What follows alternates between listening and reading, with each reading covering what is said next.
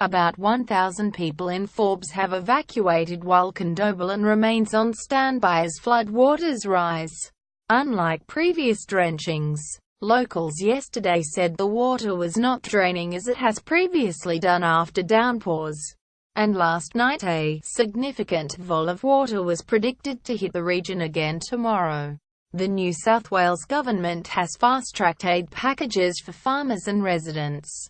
But thousands of people could be unable to return to their homes for weeks. Deputy Premier Troy Grant told the Daily Telegraph that resilient residents could not afford to become complacent. There are lots of people in this town experienced with floods, but they need to know we have never seen anything like this flood. Quote, Mr. Grant, who visited Forbes yesterday, said, I fear some people will be complacent, but the landscape has changed since the last major flood and water is not going where it once did and now it isn't draining. That means when the next wave comes on Tuesday it will be like pouring water into a completely full bath. We honestly don't know what that will do to the towns, so we need to prepare. Local snake catcher Paul Newcomb is warning people not to walk through the water after capturing a red-belly black snake. The Baird government will today fly assessment officers to dozens of inundated farms to start the relief funding process. Mr. Grant said farmers could have financial relief within weeks, but warned rebuilding roads and homes would take much longer. Lachlan River peaked last night at 10.7 meters, but it will continue to rise today. Says volunteers have traveled to Forbes from all over the state.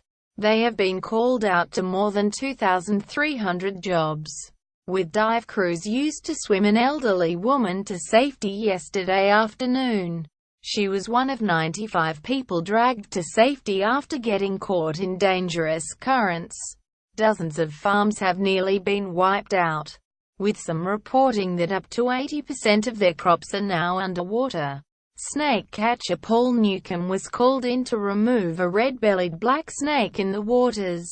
Defense also sent several army trucks to help.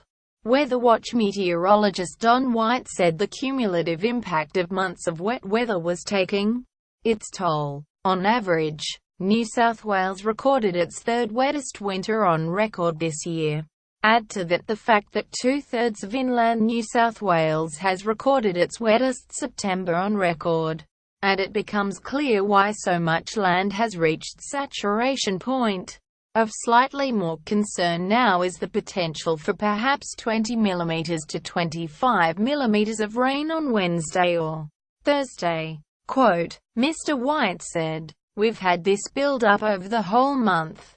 You look at Orange and its wettest September was 188 mm back in 1892. They've had close to 240 mm already this month.